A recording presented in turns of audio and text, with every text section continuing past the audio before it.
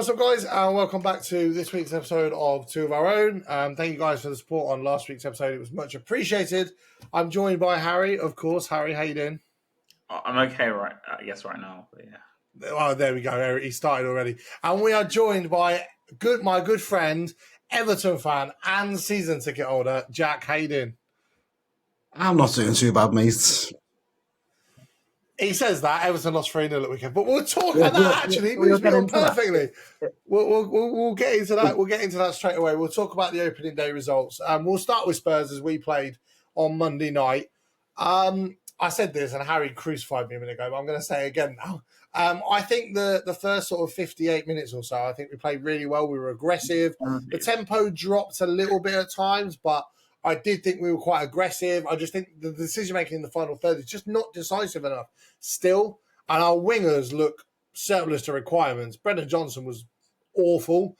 And I don't think Son was much better. He seems to have forgotten how to shoot. Someone remind this guy he's got a golden boot in his living room, please, because he's just forgotten how to shoot.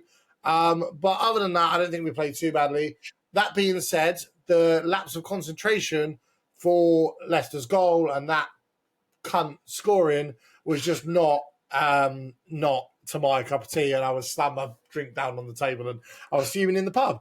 Unfortunately, David, I was expecting it, so I wasn't as angry. Yeah. Give me a second before you go on around. And then I think the last sort of 15, 20 minutes, we really ramped up the pace again. I thought Bergwall was quite good when he came on. We'll talk about the Vicario-Bergville interaction in a second because I want to hear Jack's opinion on that as well. But Harry, go on. Okay, let it out. I know you've been dying for it because when I replied to your tweet yesterday saying this will be a fun podcast, you completely aired me. So I know you've been holding it in. Go for it. All right, so let's get it right first of all. Solanke started his first game, so everyone was expecting him to score. He missed like 2 or 3 chances. One arguably was a big chance. So yeah, I'm already kind of have worries about him because I'm getting Darren Bent vibes. I'm not gonna lie. Oh my God, he started already. We're not even 2 minutes in. Jesus Christ! But to his defense, even though we don't have a defense, and that's another thing. Oh my God! But the wingers we have absolute pants. Son is done. I'm sorry, as a winger, he's done. And people forget that last season he played up front, and Maddison was just feeding him, and he was scoring tap-ins. And I think he's not going to get the same sort of success this season. He's been playing on the left because the only good game played on the left last season was against Trippier, who's like slow as a snail, basically. And so for me, he can't play on the left wing in the system. I had this discussion with someone because I went on We On Tottenham TV, on the post-match. Yeah. And he was saying, "Oh, how can we get the best out of Son?" But I said, in this system, you playing him off the wing, you won't, because Ange apparently, supposedly, even though I haven't seen this, wants his wingers to hug the touchline and the fullbacks to invert. So therefore, Son's meant to be like a proper winger, let's say. But in the past few years, he's been playing as like inverted forward. So he's had more success because he's been allowed to come inside. He's been closer to goal. Yeah. And then, so by that default, it's not going to work. And I don't think with his age, he's 32, his legs are going. I think I saw his decline from Conte's last season, if I'm being honest. And I just think we need to fix those wingers, i.e., ship Werner back to Germany, go and sign 2 top-class wingers because we have in dire need. And I think Dyer as well was right. We do not practice defending. We do not practice... Right. Hold on. One issue at a time. Right. Let's cover the winger. I don't disagree with you. I thought the wingers were pretty obsolete in that game. And I think... Jack sent me a message the other day, actually. I'm sure he'll elaborate in a minute. But he sent me a message the other day saying about... He's worried about that left-hand side, not having a right back, really, and Everton got burnt down that side. That being said, I think the real threat, really, from the width would have been Udogie, but like you say, he plays more centrally. I think Maddison, you know what annoyed me? He took off Maddison. Maddison was probably our best player last night. Yeah. I don't know why he took him off. I'm struggling to understand your concerns with Dom Solanke, because I think... While there were a couple of chances where I wish he'd hit with a little bit more conviction. The one where he went through, hit it straight at the keeper, and then the header, the diving header, I thought he could put a little bit more power on it. No. But I think the fact that he was in that many positions so early, you don't go and score 19 goals at Bournemouth and then not be able to finish anything. I think that's first game nerves, being away from home. I'd be very, very surprised if he doesn't David, score. that's one season. He's got 19 goals. It's not like he's got 19 goals 3 seasons. But that finishing ability doesn't. That he's still over 38 games. He's still over an entire, almost a calendar year. It doesn't disappear overnight because he's relocated and he left it behind. People like Soldado come in, and you know what happened with him. Yeah, but the difference is Soldado got those goals in Spain. We've had this argument so many times over the years, Harry. I know what Soldado got those goals in Spain. Solanke's got them in England. So what I'm saying is, like, it's going to be very hard to fill Kane's boots, but I think he would have been helped with actual decent wingers, and I think he's going to struggle more because unless we going out and sign 2 top-class wingers, he's going to struggle, I think. And I actually think the wingers of Bournemouth, come to think of it, probably better than ones we got. Oh my God. If he's scoring more. Right. Jack, what was your take? Jack's sitting right there, yeah. I'll take Dwight McNeil over bloody Vernal or someone down the left right now. That moves us nicely on. Jack, what did you make of Tottenham's performance? Unbiased. What did you make of Tottenham's performance last night? I watched the whole game. I definitely don't think it was the best football you've played in the last however many years. I did say the first 58 minutes. I did say the first 58 minutes, by the way. I didn't say the whole game. Even that, like, the first half, yeah, you had a lot of the ball, but it's like you had I think you had about 8 corners in the first 15 minutes and absolutely nothing come off them. Like, you've got James Maddison, who's this set piece. To be fair, there was one cleared off the line, though. Yeah, but I don't even think that was going in anyway. It looked. No, I don't think that's not the point. That it was, and it was like, it was just, if you've got someone with that much ability on dead balls, you've got to make more of those chances. The Dom Solanke thing, I agree with Harry that it is a bit of a worry because. Yeah, he got the goals in England. Sorry? He got the goals in England, but he came out of nowhere. So there's a very good chance that they might just disappear this year. Like, if he's not scoring goals against Leicester, who in last week's podcast... Who invited this guy on the podcast, man? You said Leicester were in dire straits last week. You said, if we don't go there and beat them, I'll be worried. Thank you. At least someone listened to the podcast. And you haven't beat them. It's like... I mean, I jokingly said to you, Leicester 2-1. I did fully expect you to go there and win. But you played well with the ball, but just didn't create enough. And then the chances you did create, you just didn't take them. So it was just Tottenham, wasn't it? It was just... It is very Spurs, to be honest. Yeah. So that's why I was sitting there eating like food, watching the game and expecting... I can't believe Harry's used my own words... Jack's used my own words against me. That is cold. Wow. Right. Enough about the Spurs performance. Let's just look at that Solanke. Let's just say he doesn't score against Everton. Then his confidence, it's mad to say, but his confidence is just going to just drop week in and week out. But do you not think though that when we have good wingers in this system, when Brendan Johnson was effective at times last year, hold on. When Brendan Johnson was effective at times last year, when Kulusevski was effective at times last year, there were so many balls across the box. There were so many tap-in chances. Udogie scored from like half a yard out. There were so many chances like that. The system, the wingers are the same. I know obviously Son's gone out on the wing now, whereas before we were playing Brendan on the left and Kulusevski on the right. Most of the wingers are the same, right? They're still playing the same roles with a better midfield and more depth.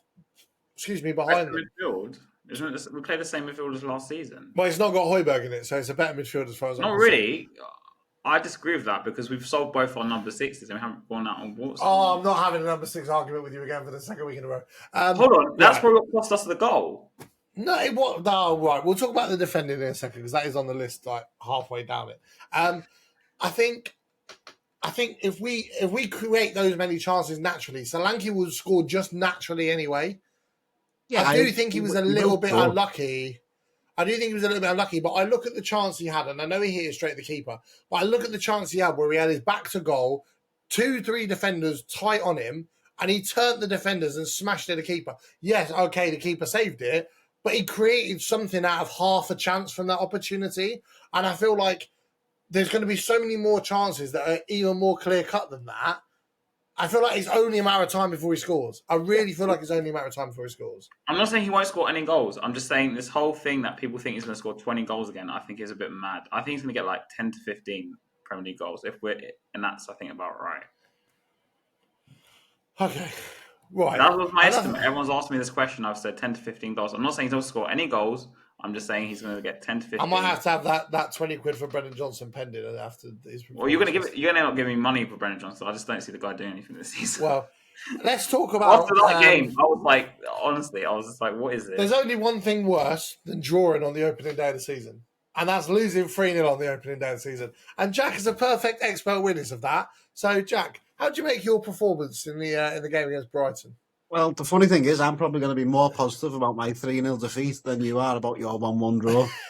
Because welcome to Podcasting with Harry 101. As bad as the stats might look on paper, in that first half, we should have been 2-3-0 up. Brighton were awful. Like, I've watched every Brighton pre-season game, and they looked unbelievable, scoring goals at will, like just playing unbelievable. And in that first half, they were terrible.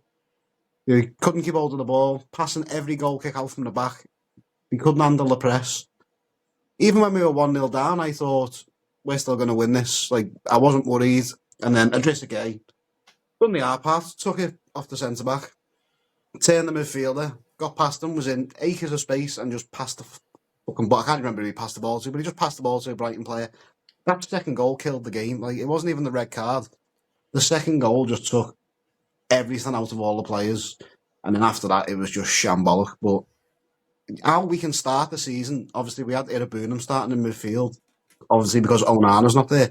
How can you start with that same team that hasn't worked for the last 3 years and expect something different? It's just shit. Especially with no Branthwaite as well. Obviously that affected the defence. Because why is he injured, or what did he? Yeah, he's due back soon. I think he'll miss the Tottenham game, and then he should be back. I'm not sure for the cup or if it's the league game after, but he should be back then.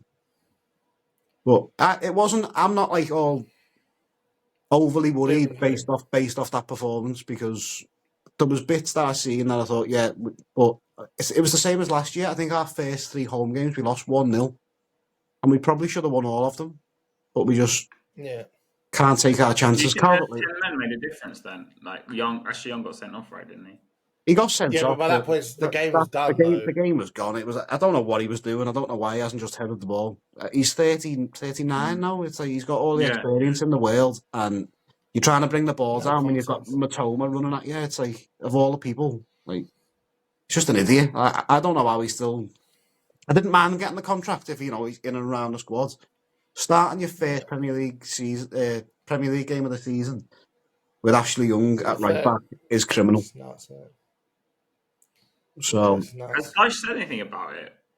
Well, the next thing's Everton transfers, so we'll go to that in a second. But we're not linked with any right backs at all. We've got we've got Young, we've got Coleman, we've got a combined age of about 904, and then we've got Patterson. Obviously, Patterson was signed with so much promise from Rangers. Everyone was like, "Oh, really good signing." Yeah, why is he not playing? He's injured at the minute, but he's been injured so much since we've signed him. He's put on loads of weight. He's not like. I just don't know what's going on. Dyche doesn't seem to like him, but with us not being linked with anyone, it's just weird. Is he happy to go forward this season with Coleman and Young? Coleman's always injured. Young's either banned or just shit. So I don't know. Do we just accept it for the last year at Goodison of just Ashley Young being a crab? I suppose we do. Fair enough. I mean, I can't comment on the. I saw the goals, and I don't think Pickford could have really done anything differently. To be fair, I didn't watch the game. Like I say, I looked at the highlights, but Everton's such a weird one because they just.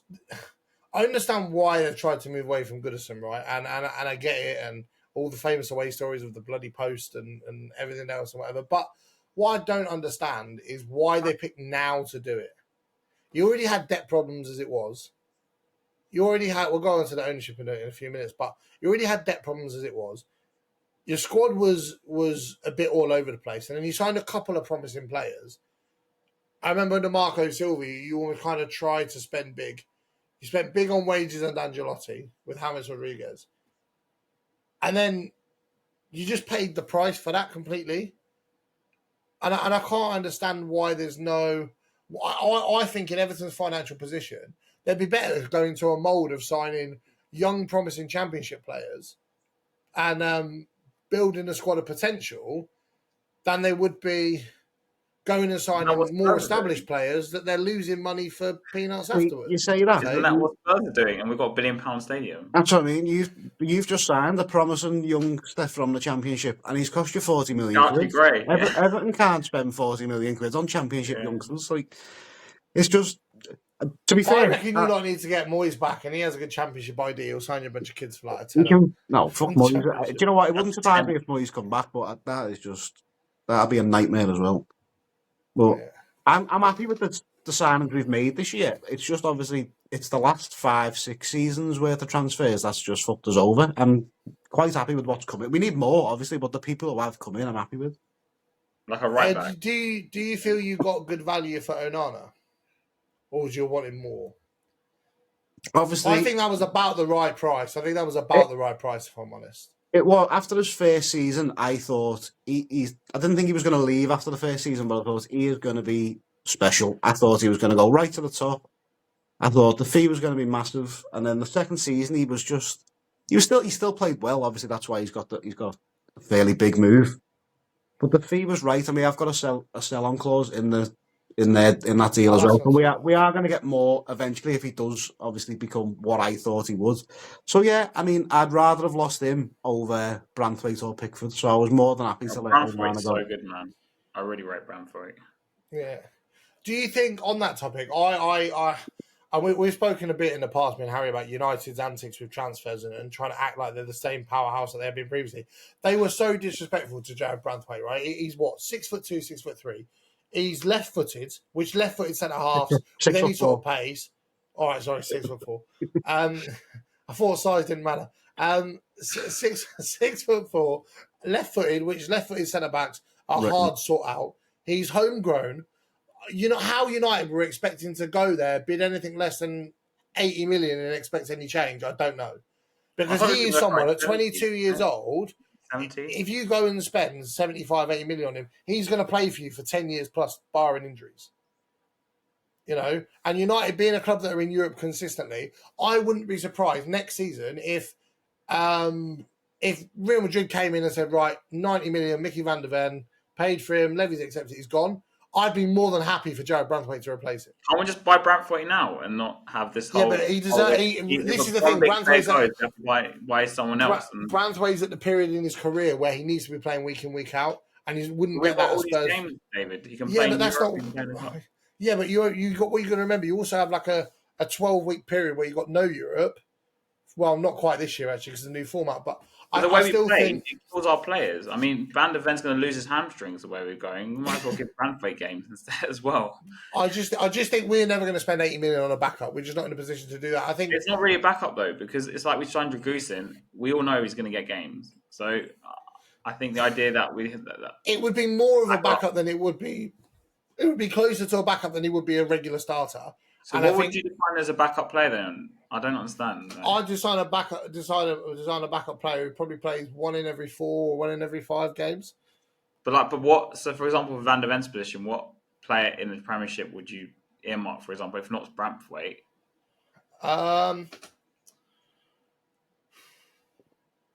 That's a good question. You put me on the spot now. Because he's left-footed and centre half, and yeah. Do you know what, right? It's a shame because he's gone to West Ham, but I would have said Max Kilman as a backup left-sided centre-back. We were linked with him for a while, but... Because I rate him highly. I think West Ham got a great side in there, but we're not going to talk about West Ham sides. They're actually doing decent business. If I said to you, Jack, you'll get one more signing in the summer, what's your ultimate, we need this position? That is just an impossible question because obviously, as I've just went on, we ultimately need a right back. More than one, yeah. But yeah. I can't stand Calvert-Lewin. Like, he is so annoying. Like the fact that he's openly come out and said he's not going to sign a contract. He fucked up the move with Newcastle by demanding too many wages, and we're just like, start the season with him. Oh, yeah, he doesn't want to be here. So what? Like, just get rid. Accept the shit. I don't care what the fee is. Accept it. Get some money in. Listen. Beto might not be the answer, but I'd still rather see Beto get the minutes. You'd rather a player who's going to give 100% for your shirt than a player who doesn't want to be here. Yeah, Calvert-Lewin's kind of overrated. That's just I've said that for years as well. To be honest, I think that right. little blip. We'll all remember that 10 games under Angelotti where everyone thought he was going to be better than Then you Kane. could argue they were Solanke then, because if right. Anyway. So you said right back for Everton transfers. That's fair enough. We'll talk about the takeover. Any updates on the takeover? What's going on? Does anyone want to buy you?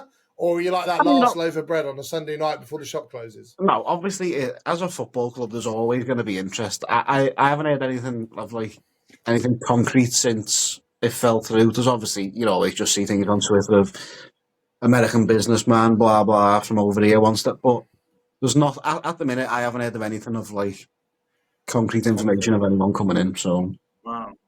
Do you are you not going to get another points deduction if you're not sold by a certain point, or is that 100% finished now? I mean, I can't.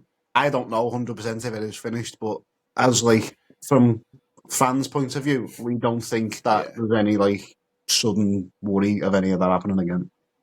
Okay, because I want to talk about the link with 7 Partners, and I think Harry will get onto a rant about this as well. There was a lot of push from Jamie Carragher and Gary Neville and sort of punditry to say, yeah, this would be a great move for Everton. It's a fresh start, a rebuild. When you actually looked at 777's track record, apart from Sevilla, who, let's be honest, anyone with half a leg can go into Sevilla and win a European trophy. It just falls into your lap. It's embedded so far into the culture, it's unreal. Apart from that, their other records, their other teams, it's awful. They strip the squads down to bare minimum. They have minimal investment. They raise match day price tickets. They raise shirt prices. The sponsorship, they don't care who they get sponsored by. It's enough to keep the club going. I think you've dodged a bullet there. I think 777s would have stripped Everton down to the absolute bare bones and left you with a shell of a football club. And me and Harry rant about Daniel Levy all the time. We rant about our owners all the time. But owners like that can end a football club. And I think Everton would have been in serious risk with the stadium debt and everything else, that if they'd have been taken over by 777, I think Everton would have ceased to exist within the next 10, 15 years that followed if they were still in charge. What do you think, Harry? Well, I think Everton, this is my take, I think they're actually a sleeping giant, if I'm being honest. They've had a bit of what are you smoking? No, because I think there's a lot of potential for that club to actually do stuff, but they just have a lot of false dawns. It's kind of like Spurs, really. And I think their issue has always been this ownership, if I'm being honest, and also just the bad decisions on the field. When it gets to the important bit, it just doesn't seem to be got right. Obviously, when they spent big, they spent how much on Sigurdsson? Obviously, we know he's not there for other reasons, but he's a nonce. Yeah, but as in that sort of thing. So they will have spend big money, but it will just be on really bad players. And it's why they drop this much on that much player.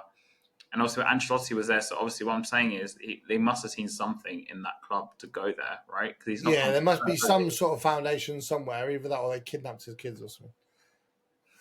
And James Rodriguez went there because of Ancelotti. But what I'm saying is they've had bits and pieces here and there where you think, oh, maybe Everton could do something, but then they just fall short, and just collapse. And now I think it's not one of the worst I've seen them. It's probably because obviously the points deductions last season. I thought Dyche did really well to keep Everton up because of that, because they faced a lot of deductions on and off, and they did. It was very a lot of uncertainty last season when I was watching Everton. So I think they need someone to come in and say, look, we're going to fix this basically. Do you think Everton have enough foundations, though? Because we've spoken about Spurs and we've spoken about potential takeover with Spurs and minority interest, then buying more and more shares over a 10-year period to buying out almost full control. With Spurs, you look at it, they've got a stadium. Okay, they've got a stadium debt. They've got a stadium that's pretty much paying for itself. Training ground, blah, blah. They've got an elite-level training ground, elite-level facilities, a good core squad, a manager that the fans love. If you look at Spurs, I didn't even see what you did there, but you can get lost because I saw something. I don't know what it was, but I'll see it on the replay. I feel like if you're a big owner, if you're a Saudi owner, if you're a Qatari owner, you look at Tottenham and go, I go in, I pay the 6 or 7 billion to buy the club. I pay off the 800 million pound debt. And then right there, I have every foundation I could possibly need to win everything, right?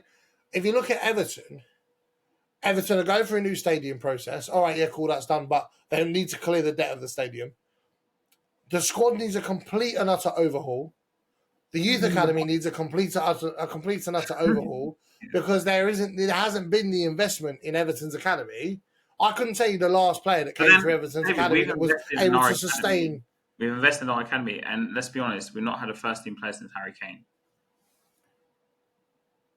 Like, we did just recently sell out the Jordan for quite big money. A probably successful player was with Harry Kane. And don't say Michael Moore. I forgot about Anthony Gordon, I can't lie. Yeah. But what I mean in before that, and that was within like 10 years of each other, let's say, or maybe more than that. Actually, King made his debut in like 1990s, late 1990s, and Kane came to the fore in 2014. No, but even though we've not had players that have come in and been part of the first team for loads and loads of appearances, Skip still made 100+ appearances. Wink still made God knows how many. It doesn't mean they were good. No, I'm not saying they were good, but what I'm saying is we produced something that we could then sell on for an income. You know, if you bring in 5 academy players that make 50 appearances for your first team, aren't they good enough and are sold for 15, 20 million each? That's a sustainable long-term project. You bring that up, right? Doesn't that bring up the whole... What was the whole point of being the stadium then? What was the whole point of being training ground then? If we're just going to use it to make money and not actually spend that money on top players and just buy more youngsters like we've done this summer, we're literally on a 18-year-old keeper today. That's the next part of it.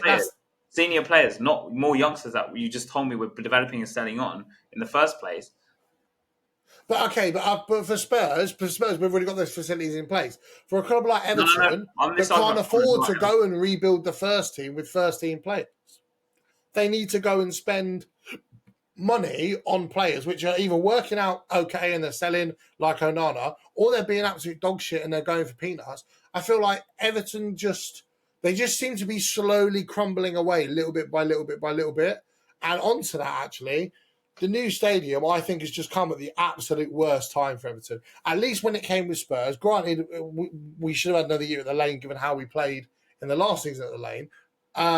But no one was ever going to know that. The plans for our stadium were first put in 2008, 2009. So, and then the final drawn-up ones and the final permissions and whatever was like 2015, 2016, as we were starting to come into form under Pochettino. So the new stadium kind of came at the wrong time for us.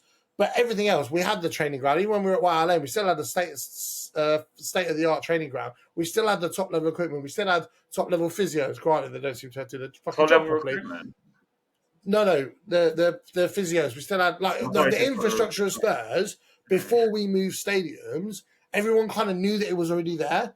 I feel like with Everton, from the outside looking in as a non-Everton fan, which means I might be completely chatting up my arse, but I don't feel like when you look at Everton Football Club, no one sits there and thinks, yeah, they're prized for a new stadium. I don't know what you think, Jack. Do you think it's come at the wrong time? Do you think there needs to be more long-term stability in the club before you go, or is it just the results on the pitch? It's easy to say now, though, that it's come at the wrong time. It's not like we've just went and the stadium's appeared in the it's been in planning for like 6-7 years. It's like 7 years ago we were not in the position we're in now. We were, I'm not saying we were fucking challenging for Europe and stuff like that. We were even then. But you had Lukaku at that point. That was even longer than that. But we were finishing like mid-table, so we weren't a million miles off challenging for higher positions, European places. You can't predict what's going to happen. Like, no one knew that for 3 years on the bounce we were just going to just about survive. It was just so it kind of came out of nowhere, really. Yeah, and it's honestly the stadiums need I'm trying to think. I worked at Everton in the community in 2000 and bloody hell. 15, 16, I think. And even then, they were talking about health and safety regulations with Goodison, about it probably only being able to pass one more yearly test before it was unsafe to even... And back then, they were talking about where the goals are. They were talking about, flipping the pitch, so the pitch would be the other way around. Oh. I can't remember what the reason behind it was, but there was something wrong with one of the stands that didn't meet the standards to pass the health and safety test. And that was 8-9 years ago. So obviously the stadium move's needed because It's just, it's that old now. It's just not good enough. I do love the look of the new inside of your stadium, and it gives such a Bundesliga vibe to it. Like, I really love the look of the inside. I love how close it is. That was one of the things I was happy about when we moved to a new stadium, was that they kept us as close to the pitch as physically possible. Harry's going to disagree, while having it retractable. Harry thinks we're not close enough to the pitch if he's not on it. So, you know. No, I just don't think the stadium was built for what we think it was built, what people were told it was built for. Anyway, but my only concern is, do you not think building it on a dock is like the stupidest thing in the world? No, not really. Right, you're going to go on. The reason why I'm saying don't you make this podcast about global warming, because I'll just end up standing up and getting out. No, but like, okay, but the amount of times we have flooding in this country, right, it is a common occurrence. Yeah. By the time that stadium's underwater, I won't even be on the planet, so I don't even care. So I'll be long gone by then. So fair enough. Are you excited for the new stadium then? You looking forward to it? Yeah, obviously I love Goodison because obviously I've been going since, well, what was I, 95. But it's one of them. I don't have the connection that all of these like my dad has, my granddad had. I don't. Yeah, it's like they've got obviously memories of success. I've obviously got the odd memory of, that match was good, that I enjoyed that win. But that's all I've had. I haven't had no fucking major cup runs at Goodison, European nights, any of that. So I'm like, it's going to be sad to leave, but all it's been for me is 28 years of just sadness. So what I will say, guys, as well, courtesy of Jack, for my birthday in January, I'm going up to Liverpool, spending a week there, and I'm going to the Spurs Everton fixture at Goodison. I'm going to be sat in the home end, unfortunately, so I'm going to have to be very neutral. But say hi to Sean for me. I will do. Massive thank you to Jack as well for setting up. As soon as the fixtures got released, he said about it last season, and as soon as the fixtures got released, we were looking at when to book it off, and it turns out that we play Everton on the 18th, and my birthday is the Sunday, which is the day afterwards. So we're all going to go. I got a couple of other mates coming down as well. Because of Europe, won't it? No. Well, what FA Cup? Maybe. No, it's January. There's no. Europe should be done by then. Oh no, because we finished it, don't we, by January, right? Yeah, we should be. Yeah, so that'll be really good, and then we're all going to go for dinner and go on a night out and whatever. It's going to be really, really good. So I'm looking forward to it, and I'm going to do a tour of Goodison and a tour of Anfield while I'm there as well. I'm not doing that, by the way, just to get that out there. I'm not doing a tour of Anfield. Yeah, no, I'm going to do Goodison with you, and I'm going to do Anfield with Matt. But yeah, it's going to be really, really good fun. So it's going to be nice. So my first away stadium that I'll have been into in the Premier League. So I'm looking forward to it, even if I have got to shut up when we score our fifth goal. Sean Dyche, then, as Harry's mentioned and Jack's mentioned, and Jack's just realised I've said we're going to win 5-0 at Goodison. I don't think that's going to happen, to be honest. Harry, for you, do you think Dyche is the right man for long-term stability for Everton in their current financial climate? Right now, Dyche is the guy. I mean, like, he has history at Burnley where let's be honest, man, no one talks about this. He took Burnley to Europe. And with Jay Rodriguez and fucking like he's done masterclass at clubs. You know, he's not really had a big break in terms of with the top 6 club like a Villa or Tottenham or it's like Arsenal and all them. So he's not had a big break like that, but he's proven that clubs at least in the bottom 10, if not a bit higher, that he can go in and do whatever needs to be done. He's no nonsense, which is why I like him so much. And he's very direct. Harry likes your Brexit means Brexit for football. Actually, I'm against Brexit, but that's another podcast. That's a whole different argument. Let's not even go there. But we've gone from global warming to political. I think he's actually a really underrated manager, and I've always really rated him. So he went to the same secondary school. Right now, he's definitely Everton's best choice. Yeah, for the predicament they're in. Yeah, I'd echo everything Harry said there. To be fair, I think he's one of those men. I feel like he can motivate you to run into a wall blind. Like, I feel like he's one of those people. He can rally the troops, and I think he makes me laugh as well. I remember when I think he was at Burnley and he got a phone call on a media, and he answered. He was like, "Hello, who's this?" The Sean Dyche, manager of Burnley. Why are you calling during my press conference? And it was so fucking funny. And he has that. You can see the seriousness about him and the sheer determination. But he's also the kind of guy that would have a laugh on your birthday and whatever. And I kind of think he's got that perfect balance for Everton in the position they're in. for you, Jack, obviously you have to watch the style of football. Yes. Is there anyone you're changing for right now in your current situation? You want Ange? Don't be stupid and say Pep Guardiola. Fuck off, Harry. Specific people know, obviously. I appreciate everything that he has done. Obviously, last season I think it ended up being the 4th best defence in the league last season, which is obviously mad for a team for where we finished. But we also in that season went on the longest streak without winning a game since 1990. I can't remember the exact year. I want to say 96, something around that. We went 20 games without winning a game, and it's to go that amount of games without winning with how bad the league was last year is just woeful. Do you think the points deduction really made morale difficult though? No, because after the points deduction was when we got our most points. It was that gave us a bit of run. That gave us a bit of a kick up the backside, and then we got a couple of points, and then obviously I think the first game was United after the points deduction, which went terribly because instead of staying in the game, we just let Garnacho get fucking goal of the season, and then that was just a bit of a dampener. But after that, it was when we went on a decent run. It was just in the middle of the season, we couldn't beat anyone. I think it was from November to the end of January or February. I can't remember the exact dates, but it was just awful. Do you remember we played you lot at the Lane? Do you remember when it was at all or not? What time of the year it was? I can't remember. Because you guys could have easily drawn that game. What I remember. Yeah, that was the thing. It wasn't that performances were all terrible. We just couldn't grind out any result. Any wins. Obviously, we were getting a couple. I think Everton's biggest issue when I watch them is just they just obviously we mentioned Calvert-Lewin, right? There's no real proper goal scorer there. So I think your moves they're very direct, of course, but they're very I think they're effective, but there's just no one on the end of it. Yeah. And that's the biggest problem. Obviously, as I said, Calvert-Lewin, I've never ever thought he was the answer. It was when he had that season when Ancelotti was here and Arsenal were linked to them, I was praying. It always felt like a small burst, didn't it? Yeah, I was praying he was going to go for 40, 50, whatever it was. I'd have took that because even though everyone was oh, look how well he's been, he's worth more than that. He wasn't. He never has been. It was the same with Gordon the first time. I think it was, I can't remember, it might have been Chelsea or Newcastle the first time. I think it was Chelsea the first time. Yeah, and I think it was 35. And even then I was just take it.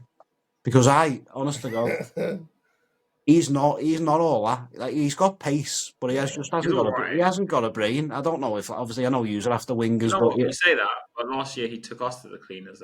His stats were really good, but I still just, people are like, you're bitter because he left. I'm not, because I didn't fucking like him when he was here. I want him to go anyway, but he might grow into a very good winger, but when he was at us, he wasn't worth the money that was getting talked about. I can see where you're coming from, though, because he's not the fastest player. I see him play, and my favourite wingers are the ones, if I talk about Tottenham, like Bale and Lennon, was just lightning quick. Just sheer pace, yeah. But Gordon's kind of I'm not saying he's slow, but he's kind of more of a forward. I don't know, when I watch him, I think he's more like a forward than a proper winger. He has got pace, but he's just it doesn't help that he's weak as well, because you'll see him knock the ball past someone, and all that defender's going to get pushed before he's even. All they've got to do is step across, throw a little shoulder in, and that's him. Then he'll be fucking rolling for about fucking 5 minutes off the pitch. So yeah, but we do need a finisher. Obviously, we brought Beto in last year. Clearly never worked. He scored 3 goals, but obviously, as I said before, I'd still just start him. Just give him a chance. Why does Calvert-Lewin deserve all these chances when he's not scoring? Who? Sorry, who? Beto. Udinese. Beto. Oh, okay. Sorry. Yeah, how long do you think Sean Dyche will be at Everton for? I think he'll finish the season purely because we can't afford to sack him. Yeah. Because get a new manager for the new stadium. I agree in this state. He probably is the best fit, because bringing someone in now with all the stuff that's going on probably wouldn't get anything out of it, because, as I said before, we still should have been 1-2, maybe 3-0 up. And that's not Dyche's fault. That's the players' fault. Yeah, he should have played a couple of different players, and he didn't make a sub until we were 2-0 down, I think it was. And it's those sorts of things he needs to do better. But at the end of the day, it's still the player's fault that we never won that game because it was just stupid little mistakes. So I think he'll do enough to get through the season. Unless it's a really good season, I can't see us going into the new stadium with Dyche. I don't even know how long his contract is, to be honest, but I just can't see it. But I also don't know who we bring. But with Dyche, I want to make a point though. Don't you think though, with the players he has, he's doing the best he can really with this? I'm talking about the style of football. Yes, but why have we bought all these players if he's just not going to play any of them? And then the reason behind not playing them was because they didn't have Premier League experience, and then he come out. Well, the Jake O'Brien one, the centre back. That was the question that got asked to him. It was like, why have you bought this centre back and you haven't played him? You've played Michael Keane instead, which hasn't worked over the last couple of years. His answer was, well, he hasn't got the experience, and Michael Keane's a really good Premier League experienced defender, and we're all just there like, is this a obviously. I appreciate the goal Michael Keane scored past Tottenham, but he's really shit. So it's like, I think he's Dyche's man though, because he had him at Burnley, right? Didn't he? yeah, and this is what I think Tarkowski's more of his man, though. That's the I get the impression Tarkowski's more important at the back. But Tarkowski is better than Keane, and he's like the partnership he had with Branthwaite was unbelievable last year. So I'm more than happy with that. It was, I would have taken them to the Euros personally, those two. Yeah, I remember having that chat with you as well. Keane being in that defence just makes the whole back four just on edge, makes Pickford on edge. It just no one's confident in what he's going to do. He had a couple of good long balls to Harrison, but it was like that was at 0-0, but he was still trying to do it when we're getting beat 2-0, and it's like, just stop it.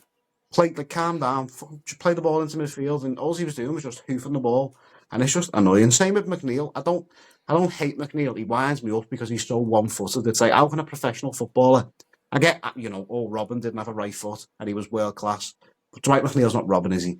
He's fucking his left foot's not at Robin's level. If it was, I wouldn't be bothered that he didn't use his right foot. But he's so predictable. Every time he gets the ball on the left, he's never trying to take it direct. He's always looking to turn back, pass it back to Mikalenko.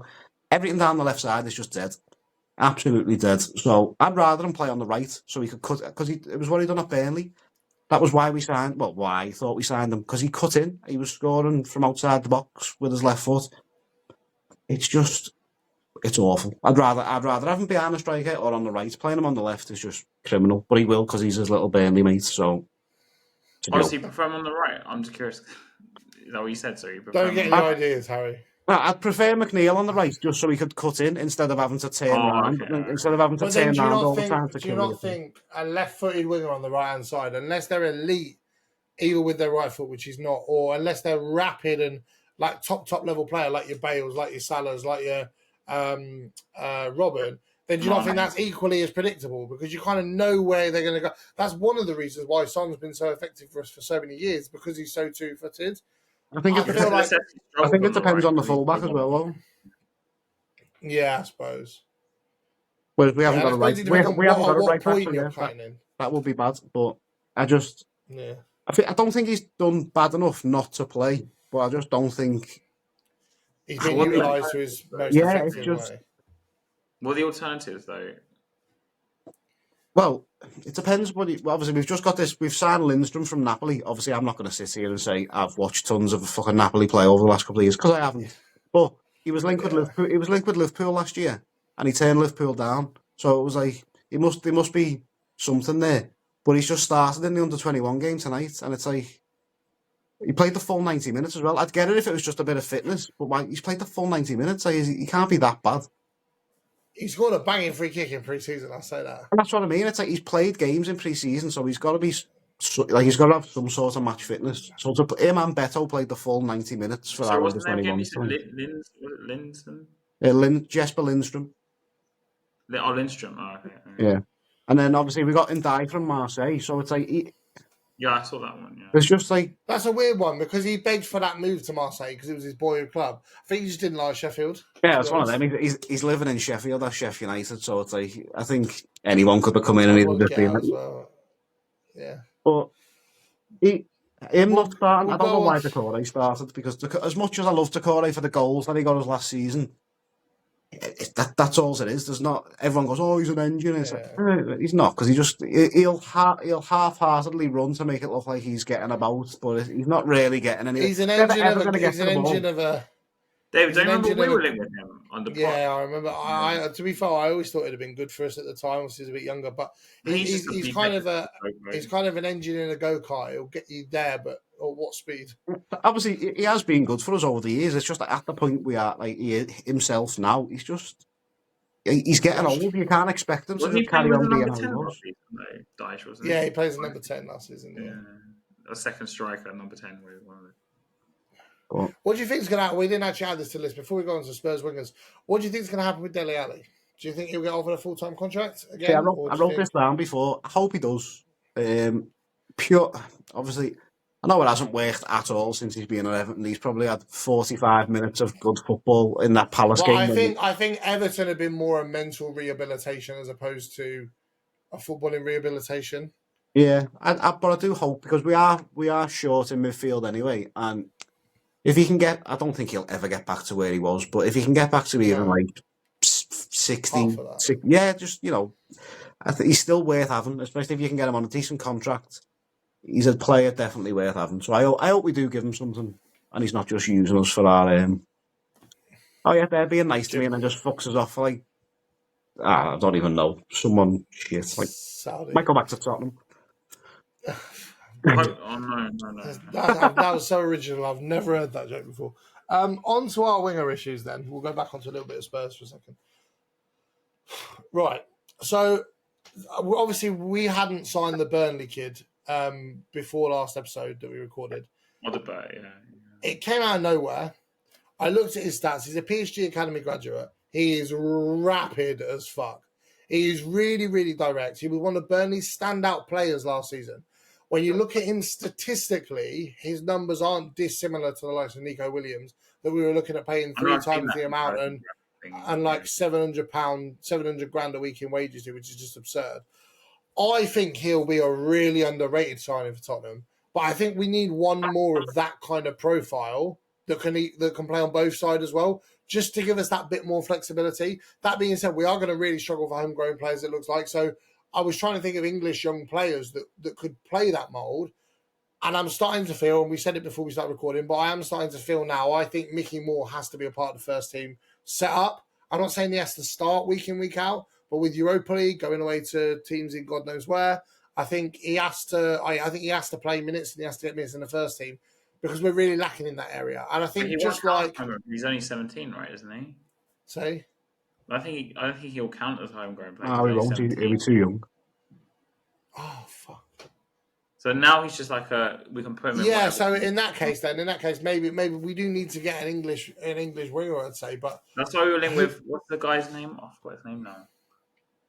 Question: we spoke about it for a while Hudson ago. Odoi, that's the one we were linked with. Hudson Oh Odoi. fucking no, not a chance. No, he's off the mark. I'm saying we were linked with him before. Yeah, no, I wouldn't touch him with a 10 foot basketball. I didn't say I wanted him. We got Werner instead, anyway. Yeah, let's not start that. I wouldn't be opposed to taking Marcus Edwards back on a small fee. We were linked with that move as well. I remember. He's homegrown and he's homegrown to the club. We own a high percentage of the sell-on clause, which would cancel out what we'd pay. He'd be willing to come back. I think having him as a left-footed option on the right-hand side, having the got a fella from Burnley whose name is Wilson, whatever his name is, being able to play on both sides, I think that's the best we're going to get winger-wise. For you, Jack, I'll start with you first because you're not the Spurs fan. What do you think Spurs' solutions are to our winger problems? I mean, it's hard to say, because obviously you're bringing in all these different players. Obviously, you pay quite big for Johnson. We were linked with Johnson for a couple of years when he was at Forest. I wanted us to sign him, but obviously the fee wasn't as big as it was when you ended up signing him. But it's like, you can't. Even if you brought in one more winger, you've then got to, obviously, if you're not getting rid of any, you've got to keep all these happy. And then if you're not keeping them happy, then it might just even get worse. Is Odeberg going to play that many games? I don't know. It's like, I think he will. But how's he going to get games? Where? Yeah, that's what. I don't know who he's dropping, because He as much lost as Johnson. I know, Son's splitting opinions, but Son is still gonna start majority of the games He's this the season. captain. Will start. You're right, Jack. He will start. He's the captain. Werner's on 160 grand a week, so he'll have to play him. And then you got Johnson, who apparently is his signing, so he'll play him. Kulusevski, if I'm assuming Kulusevski's going to stay. The only game he's going to get games right now if Madison's playing as the 10 is on the right. So where's this Odegaard going to play? But if we made 4 substitutes the other day, 3 of which were attacking substitutes, I think he'll get more game time than what you're giving him credit for. I think he'll be one of those players. Do you remember when we first moved Bale to left mid against Inter Milan? You bring the player in, he had such an outstanding game. He was a cut above everybody else, and you thought, this kid's got to start now. And then that was it. You couldn't get him out of the first team.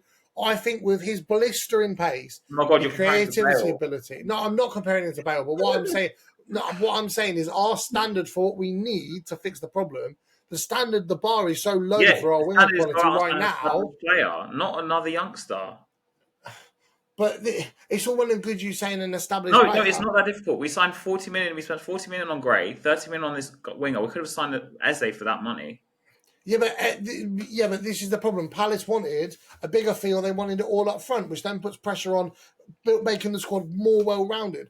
The whole point of this summer was to get rid of the crap, which we've pretty much done, apart from the Celso and Reguilon. So but we signed even more crap, really, because we just signed more youngsters.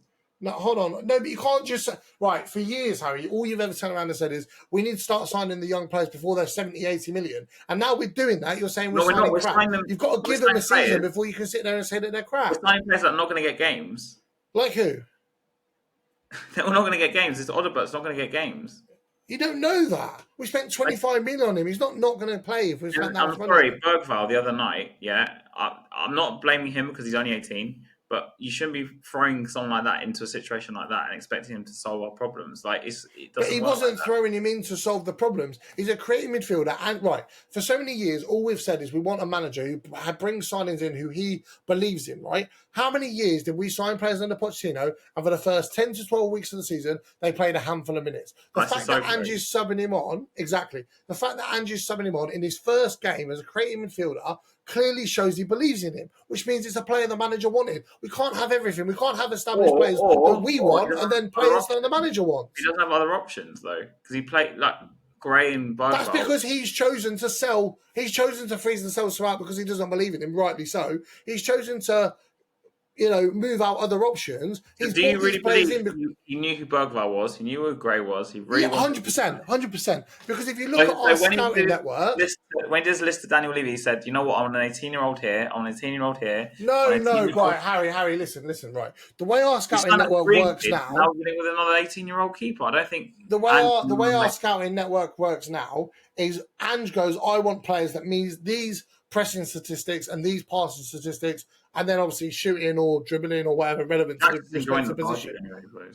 Relevant to the respective position. And then the large and still Parachiti probably goes out and finds players that fit those statistics.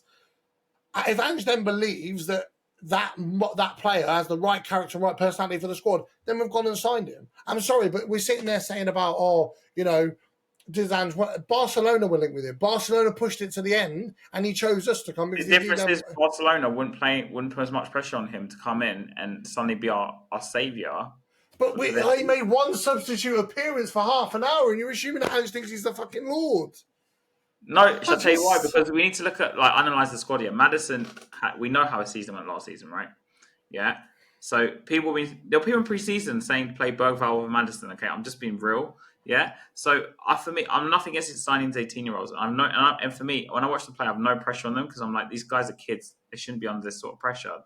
If it was me, if you look at where City drip feed their youngsters in, he puts one in maybe in a game where at the beginning, like with Foden, he was dipping him in and out. But we're not Man City. We're not going to go and spend £70 million on Bernardo Silva to be able to give Foden 5 years before he makes 4 first. We could have spent £70 million on Eze, couldn't we? Because we spent 40 and 30 on Odegaard and Gray.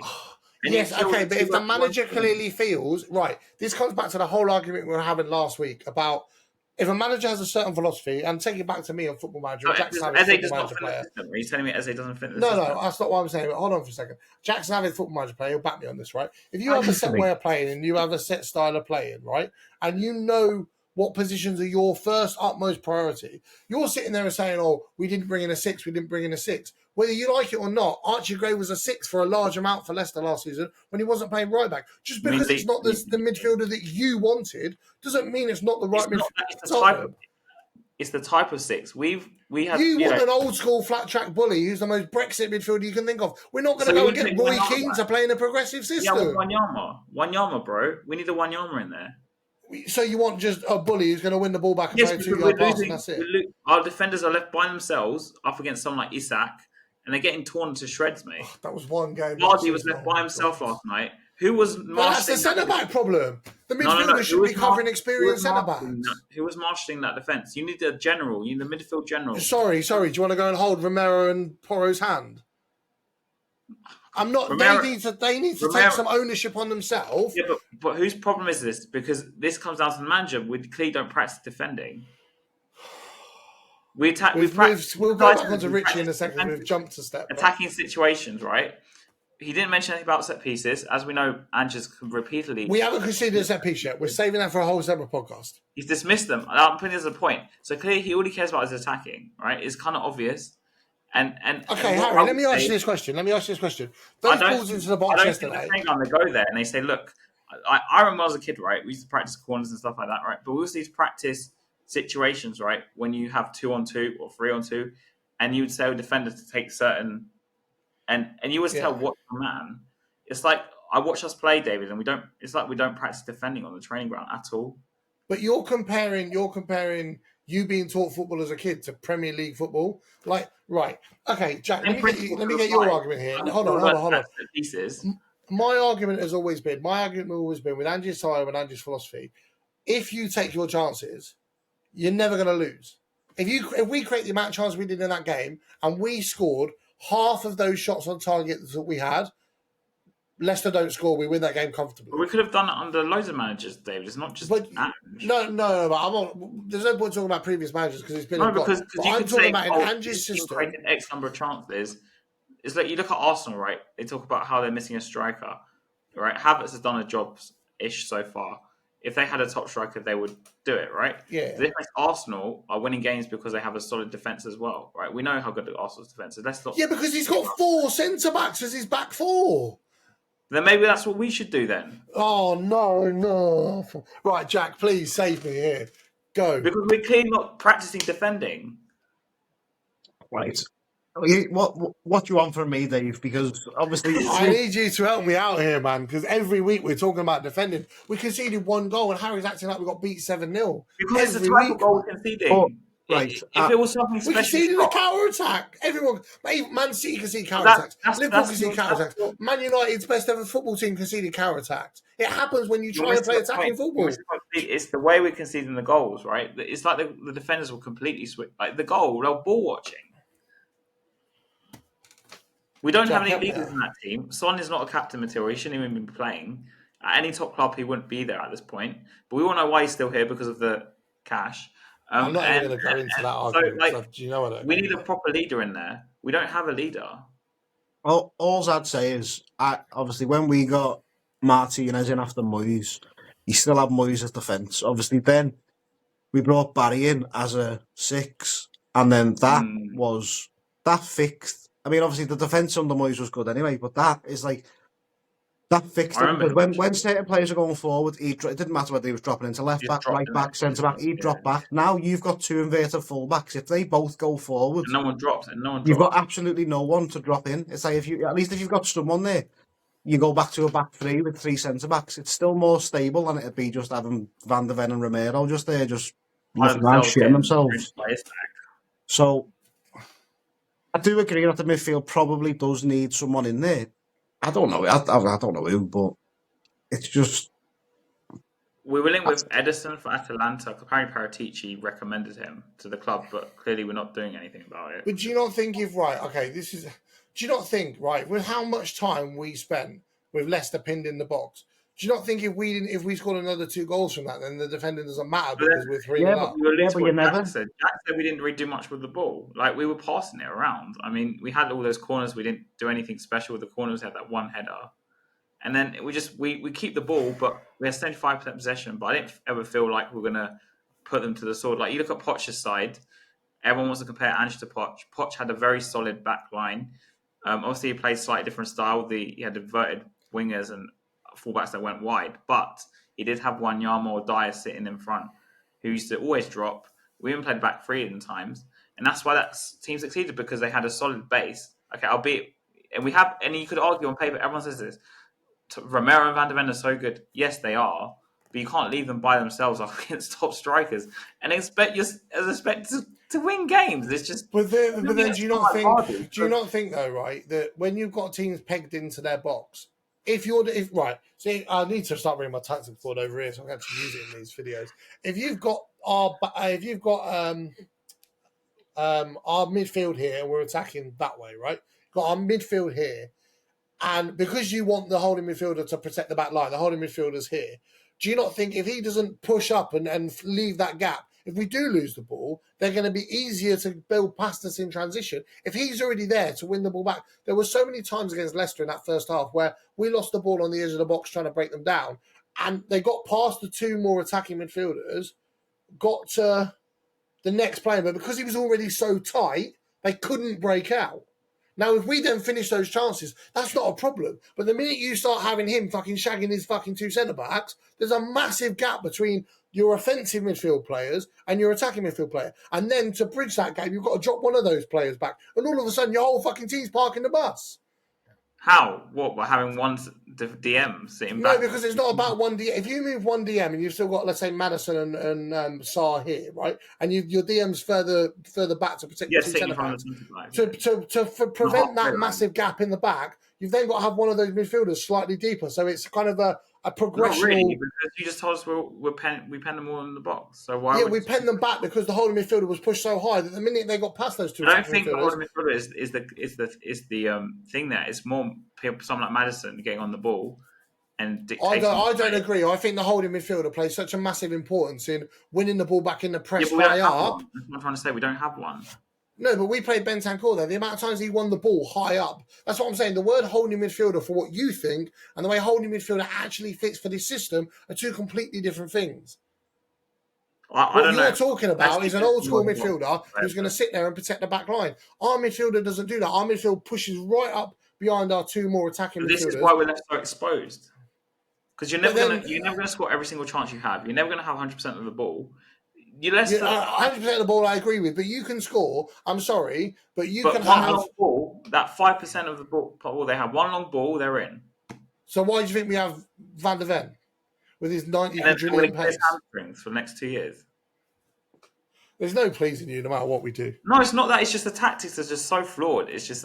You say the tactics are so flawed, but the tactics still aren't playing to 100% of its capability. Either he could only invert one fullback at a time, and then the second fullback, what I would do personally with Porro, I know this is probably not popular because he scored the goal. You're going to play him on the wing. You keep saying this, and I'm still saying... No. I was going to say, rather than inverting them both, just invert one of them, right? And maybe invert Porro and play him like on the edge of the box because he's got his banging shots in it. So play him there, and then drop Udogie into there, and they can swap instead of both of them going. They can swap and play like in that little position. But no offense, when Ange's had the best players to play his system to maximum capacity, his system has dominated. He's battered teams 5-6-7-0, and it's suffocated them. Who do we batter 5-6-7? No, I'm not on about us. I'm on about when Ange's been at other clubs, when he was in Japan, when he was in Australia, when he was. Yeah, but it doesn't matter. They don't disrespect the football. No, he doesn't. I'm sure you could do it. SPL. No, the tactics are still transferable to the relative. You know, Rodgers won the SPL last year.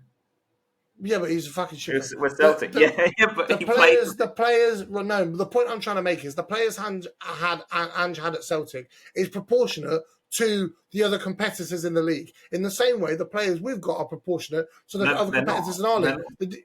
Okay, so then do you not think to bridge that gap and make it more proportionate by improving the quality of the players, that gets us closer to playing the tactics to the maximum capability? We're just signing more young players. We're not signing an established player to say, look, this guy's going to... The only player we signed to walk into the first team is Solanke.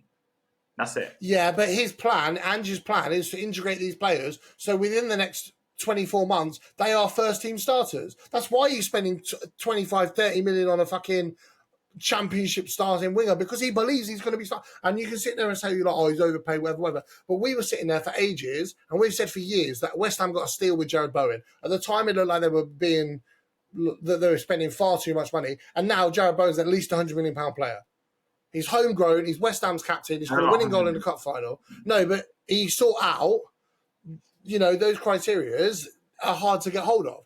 But you'd be sitting there saying the same thing. We signed a 21-year-old Jarrod Bowen. We've signed a non-established player. The position that we were in at the time, we shouldn't be taking, under Poch, we shouldn't be taking gambles like Bowen, because we should be going out and signing, at the time, we needed 2 or 3 top-class players. But the identity of Tottenham Hotspur has never been to go and sign the established. It's always been young attacking talent. No, that's wrong. Because back in the day when my dad was a fan, in the 80s and the 70s. Sorry, 40 years ago. Let me finish. We signed Oscar Diaz, Ricky Villa, who were like the Argentinian Galacticos at the time, right? And that's what excuse the pun, Spurs on to win the FA Cup and UEFA Cup and all those trophies, because they went out and bought 2 players, which made fans, apart from the fact it makes fans excited. Because if we're talking about almost 50 years ago, football's changed, life has changed, everything's changed. We're not the same. The ownership has changed. That's what's changed. But then that's a whole different podcast. Because the transfer policy hasn't changed since 2004. We're still doing the same thing. It's just inflation. It just looks like we're spending more because of the inflation. Jack, do you think Spurs are on the right path? I think they're on a path, whether it's the right one or they're on some sort of path. Obviously, listen, your team is not a million miles away, but there's just still a lot. Even though you said you've got rid of a lot of shit, as you say, there's players there that you just look at and just think, why? Why is Werner there? It's just you're signing wingers, obviously Richarlison, obviously you're signing all these players. You've got that many players now where it's just like, it's all well and good saying, oh well, if we score 4 or 5 goals, we're not going to lose the game. But the league's too strong to just go into every game with the mindset of it's all right, because if we score 4 or 5 today, we're not going to lose this game. You look at the top. You say that we scored 72 or 74 goals last season without a recognised striker. 1 goals though. No, but Jack's talking about goals scored. Yeah, but you have to look at goals conceded as well. We're talking about goals scored in this moment. You are probably going to score a lot of goals again, but it doesn't matter if you can. At the end of the day, goal difference is there for a reason. It's like, just because you've scored loads of goals doesn't mean you're an amazing team. It's not FIFA. You've still got to have the balance there, because the top 70, if you go into the matches with the top 7 teams in the league and just think, right, we're going to put 4 past them, but we plan to put 4 goals past them to not lose the game. It's not going to happen, is it? City are going to score past you. Arsenal are going to score past you. Liverpool are going to score past you. Chelsea are more than likely going to score past you. You can't just go into it just thinking, we're just going to take all of our chances. Dom Solanke's, Prime R9, we're going to win it all. So it's just, you've still got to have that defensive balance, otherwise you're not going to. That's why Everton finished where they did, because we had the 4th best defense in the league. We scored, probably must be up there with the 2nd, 3rd lowest amount of goals in the league. But your defensive line is not camped on the edge of someone's box. Yeah, and I get what I'm saying. The style of football we play is high risk, high reward. If Harry wants to go back to having best defences in the league, then go back to signing a manager who's going to put 10 men behind the ball. That's you can't have both. You can't play attacking football and have an amazing defence. But you can still protect it. You can still protect it more than he is. Arsenal done it. Arsenal are a shit team. Stop. This is why when you look at Pep's teams always, like, when he first came and we were like, fucking hell, he's got like 2 defenders. Well, like, where's all the team? But it's like they move that much and help each other when they haven't got the ball.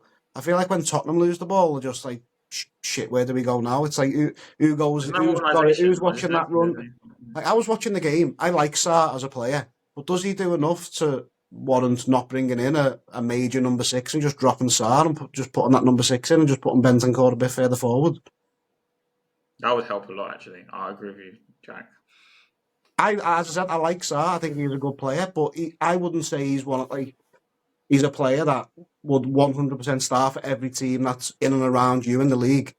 So just sign someone who is he's young still, but obviously, I mean... Yeah, the thing with Sarr is he's a massive engine. That's the thing. Ange likes a midfield with this that can run and run and run and run and run.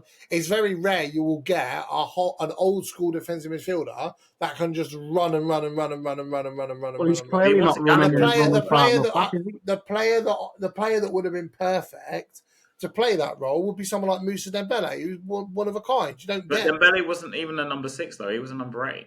No, but what I'm saying is Dembele has the physicality to play a number 6 in the system, but the ability to drive forward and play the ball, which would then serve as the semi-final against United, and he lost the ball and they scored. So he's not. Remembers the dumbest shit to like cancel my argument. Someone like him's not going to fix the system. We need like a proper. Either he needs to drop one of the fullbacks deeper and to alleviate. Let me finish. To alleviate the problem, because you're leaving Van de Ven and Romero by themselves. It's just suicide. And you need to either not invert both of them, just then let them take turns. Yeah, I'm not saying completely throw away attacking football. You're taking the completely opposite route and saying Harry wants someone to come in and But play. the minute you go and sign one defensive player with the whole purpose of taking away the attacking role that he wants that player to do. Under Poch, we played attacking football. We still had a number 6 in one yard. But we're not playing Poch's system. A 4-3-3 is totally different to a 4-2-3-1. I'm just saying you can make tweaks so we don't concede as many goals, because with 61 goals we conceded, it was only 2 less than having Emerson, Dyer, and defenders like that under Conte the season before. And everyone bangs on about Romero and Van de Ven. Everyone knows how much I rate Van de Ven. And Porro is amazing, and the Dogi's the next big thing. But these defenders can be so amazing. But how are they getting exposed so much? How are they getting conceded so many goals if they're so good? And I'm not putting it on the defenders. I think Ange's just putting them out to dry. Like he said, here you go. Go on Van de Ven. You can run your legs off till they fall off and keep doing recoveries because we're so high up the pitch. And Romero, you can keep crunching tackles because we're so far behind. When the teams do a long ball, because that's what all Leicester did, and I predicted this before the game. They will just play the long ball to Vardy. Hopefully, he'll pick up on it between the two of them, get something, build an attack. Of course, they scored from Vardy as well, but that was really like a breakaway. Yes. But what I'm saying is 1 or 2 balls and they're in. So in order to alleviate that, you need to make just. I'm not saying throw them away. My counterpoint is, in order to alleviate that, is don't give the ball away or score your chances, and then they've got no counter-attacking opportunities to score. Not to give the ball away. It's football. I disagree. It's not. If everyone scored all the chances that they had, then football would just be mental, wouldn't it? 20, 30 or something. Yeah, it's like. But we're not talking about everyone. We've got so much quality in the right areas. But there was no excuses for not scoring more goals. There's no excuses for. I feel like we're going to. You said the wingers are a problem. How do we have quality? I'm not. Can I put someone behind me then? Shit myself. I'm not getting bored. I'm having quite a lot of fun. I'm talking about I just think you're expecting us to have the best defense and the best attack overnight, and it's not going to happen. No. I'm not. I'm saying that we have good defenders. Like we've had probably. I think the only way you can truly judge this system is when we actually take our chances. What are we like in those moments after that? No, let me finish. Hear me out. We take our chances. Let me finish. Let's say we play Everton and we score 3 of our 7 shots on target, for argument's sake, and we win 3-0. Then in my mind, that's great. Problem is, David, we might score 3, but we might concede 3. This is the point I'm getting to. If we go and have 7 shots on target and score 3, and the game finishes 3 or 3-2, that's when I might start agreeing with you, going, the defence is seriously a problem. What we need is in those moments where we have taken our chances and we do have a comfortable lead, how much are we then getting exposed? That will really show where the actual defensive problems are. Anyone will look weak on the counter-attack. Real Madrid, if you play a long ball over top and they're playing a high line, will look exposed on the counter-attack. PSG, Liverpool, Man City. How many times have we beaten Man City from a fucking long ball onto Son? Had Liverpool in the league, what kind of players did they have in midfield? Henderson, Fabinho, proper holders, right? Fabinho I would agree would be brilliant for this system, but Jordan Henderson, don't even mention his name. That's just no. I don't rate him, but he's a holding midfielder. I don't think he's that. To be fair, Jack could probably agree. But Mane, Salah, Firmino at the time, and whoever other attacking midfielders they had, they let them free because they knew Fabinho would drop. Or Henderson would drop. But Fabinho didn't drop. Fabinho was just so. And he dropped them both off. Yeah, because in big games you need to change things. Liverpool away, we played the same way we normally play. We got demolished. I just think we need to see in those games where we actually take our chances. What are we then like in those moments where we're not really attacking and we're just recycling the ball? How do we look in those moments when we lose the ball? That will be a real test, because if we're taking our chances, and we're scoring our goals, and we're still looking just as exposed as we do with one ball over the top. Jack already asked that question. He goes to me. He looked at the Spurs players, and they looked like they didn't know what they were doing when we lost the ball. So I think that's because we weren't confident. I think that was more down to nerves. I think that was more down. No, I don't think so. I think that was more down to nerves and more down to the fact that we've been attacking for so long and we didn't. If we're 3-0 up in that game and we lose the ball in those same moments, I think we react differently. I think it's more a mentality problem than it is a tactic problem. That's also because if you're 3-0 up, that means Leicester are 3-0 down. So when the ball goes back to them, they're also. Their confidence is on the floor, so they're not in the game as much anymore. This is my point, though. If we take our chances, the way we're going to look defensively will be so different, because the teams that get attacking us are going to play completely differently because we've actually done our job at the first front. Yeah, but you've still got to look like a good team at 0-0. You can't just only look like a good team when you're 2-3 goals. We did look like a good team at 0-0, and then we went 1-0 up. No, yeah, you had a lot of. Yeah, you think you played the best football since the World War II, so. That's you, but you didn't. Go that far. There was no. I don't remember their keeper. Obviously, he saved the fucking Solanke shot, but there was no major chances he had to pull off some crazy saves. There was just. Oh, you mean? Yeah, I know what you mean. It's just. Well, I think that was just down to a lack of sharpness in the final third. I think if we're making slightly better decisions in the final third, there are a couple where we played a couple of really clever flicks and created half the yard of space, and there was a couple of blocks there's a reason why we had fucking 40,000 corners in the first 10 minutes, because we were creating so many chances that were last-ditch blocks by the Leicester defenders. I just think if we take those chances and we still look the same defensively, then I'd have a problem. Because we're playing confident, we're on the front foot, and if we still look exposed, that's different. But when it's one long ball over the top in one game of the first game of the season, I'm not going to stress about it. And before we sit here for another fucking 2 hours, last season though, David. Before we sit here for another 10 hours, as soon as the Wolves game happened, they worked us out. Every team worked us out. As soon as we lost the home to Wolves, I pinpointed that game. Every team learned that against an attacking side, put 10 men behind the ball and you might stand a chance.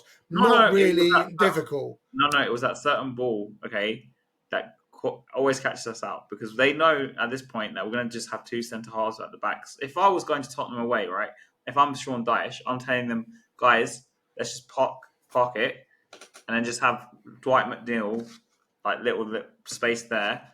Obviously, I don't know if he's playing Cavalier or Beto. You just sit up on the two centre halves, really close to them, play that long ball, because they'll eventually pass themselves into oblivion and lose the ball, and then play the long ball, Beto, whatever, you're in, basically. It's not that difficult. It's really not. Isak cooked us last season because we left. Because fucking Van der Ven slipped on his arse. That's not because he defended badly. It's because he fell over. There's a big difference. I'm sorry, but at some point it was going to happen. Van der Ven was going to have a bad game. At some point our player's going to lose their footing and they're going to slip and someone's going to go through. I love Van der Ven, but he's not invincible. I just think you're putting square pegs in round holes. You can't have two defenders to carry your whole defensive line. It's just rely on your attackers to score your goals. You don't have to rely on your defenders. No, you have. Why do we have? Okay, so in football, why is there a goalkeeper? Why is there a defenders? Why are there midfielders and why are there attackers? What are they on the field for? Let me ask you this question: if you score a goal, if you score a goal, someone starts kickoff, they attack.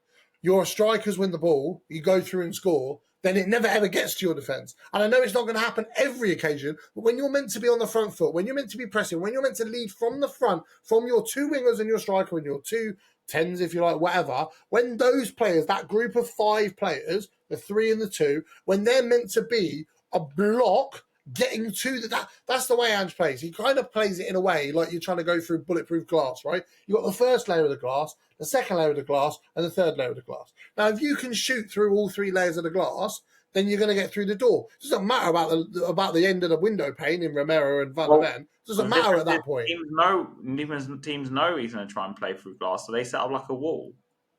Okay, but if our players won the ball back more effectively, then we wouldn't have the problem.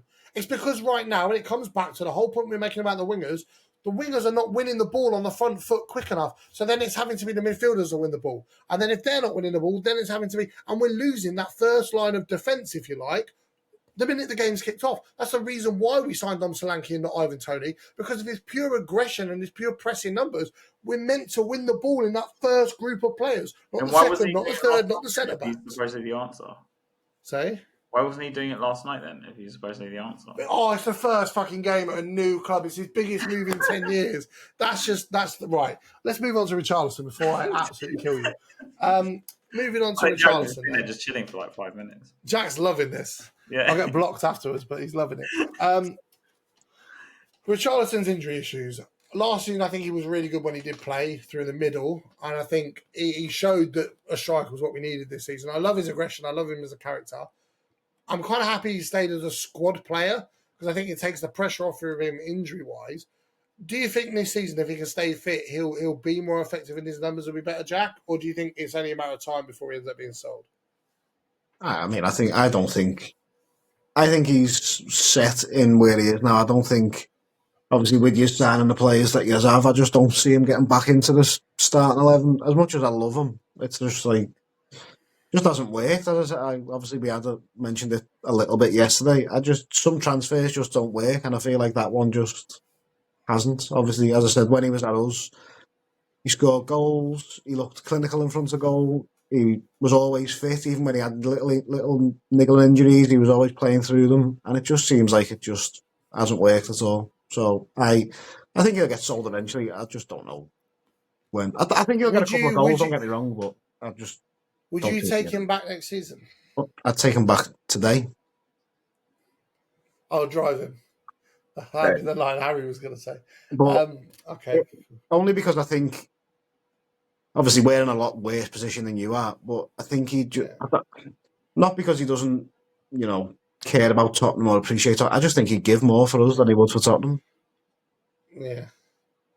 I think the season under Conte was a bit weird because Conte used him in the middle. Perisic was great putting balls in. He looked so effective. Perisic got injured, and then the service into the box stopped aerially. And that's a massive strength for Richarlison, I feel. And I think that massively impacted him. Right. Let's preview the game of the weekend before this podcast. We're at an hour and a half long. This is unreal. We said you were the guinea pig, Jack. But, right, I'm going to start with Mr. Negative first. Harry. No, I'll start with Harry first. I was going to say how many wingers do you think will score, but he's going to say none. Harry's going to predict Brennan Johnson's getting an own goal at this rate. He's such a hater. What do you think the score prediction will be at the weekend? 1-1. Oh, for fuck's sake.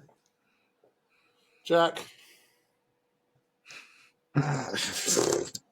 See, I've got two scores. I don't think we're going to win.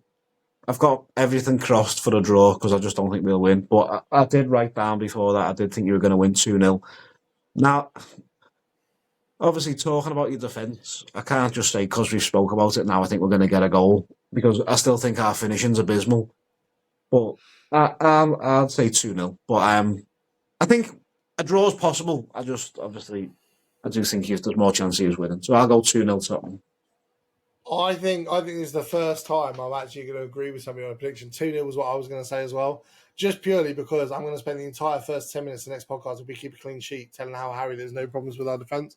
Even if you go for a goal 15 times and hit the post 15 times, I'm still going to say there's no problem with our defence. I'm in denial right now. You are, literally. Yeah, I think we'll win 2-0 as well. I think one of them will be a penalty. I think if Michael Keane starts, I think shaky as you said he was, and he's not going to have a decent right back to protect him either. I just think I can see us scoring a penalty, and I think if Dom Solanke scores a penalty, I think I'll really put him on the right foot and he'll feel a bit more confident. Do you think he'll take penalties now? Me and my stepdad were talking yesterday, and he said he thinks Son will give the penalties up for Solanke. You think? For Solanke? I think he will, just purely for the long-term benefit of the team, is to have your striker scoring goals. I think Son will know and understand that, and the leadership parts in him will know and understand that it's more beneficial for the squad to have your striker scoring goals than it is to have himself scoring them. And he's never been one, when players have asked for penalties in the past, he gave a couple to Dele Alli, he gave one to Christian Eriksen a few years ago. He was never, when Kane wasn't fit or wasn't playing, he's never been a player to be aggressive or confrontational about giving up a penalty. So I think if Dom Solanke goes, look, our first home game, we're against the home fans, we've got a penalty, can I have it? I think Son will give it to him. And then I think it'll be a late goal. Goal to make it. I think we'll go 1-0 up in the first half, and then it'll be a late goal to make it 2-0. So put the shoe on the other foot. Let's say he does give him the penalty and then he misses it. Oh, don't start! I knew you were going to say that. That's definitely you can't just say, oh yeah, just because he's got the pen, he's guaranteed to score. That because if he misses it, then that could just derail him completely. I hope that it comes off Pickford's foot, bounces out, and he scores a tap in. So I can say he scored an open play goal rather than a set piece. I've actually just scored the goal instead of just. Well, obviously that's my first choice, but Jack's just taken that option away from me. So I don't think it's as easy as you guys think. To be honest, it's never easy with Spurs anyway. No, I think we'll give it a good go, obviously. And I know you're going to have all the ball. I know you're going to have all the ball, but I just don't see us taking chances.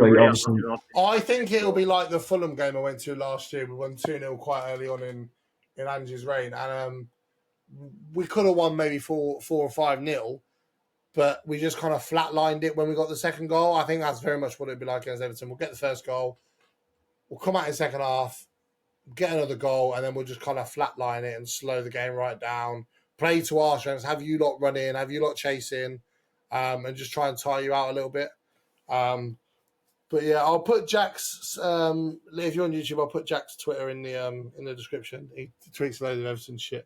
So you can go and drop him a follow. Thank you very much for coming on, Jack. I really appreciate it. It's been good. Hey, you're a guinea. Of the Leicester score, I can't remember. Was it 3-0? 2-0. Oh no, Leicester score. I think 3-0. 3-0. Harry's like, this is my way. So I told you so. You think we're not going to concede? I know we're going to concede. Anyway, I'm still going 2-0. Yeah. Thank you very much for coming on, Jack. It's been an absolute pleasure. First non-Spurs fan we've had on, so it's great. I hope you enjoyed us arguing, by the way.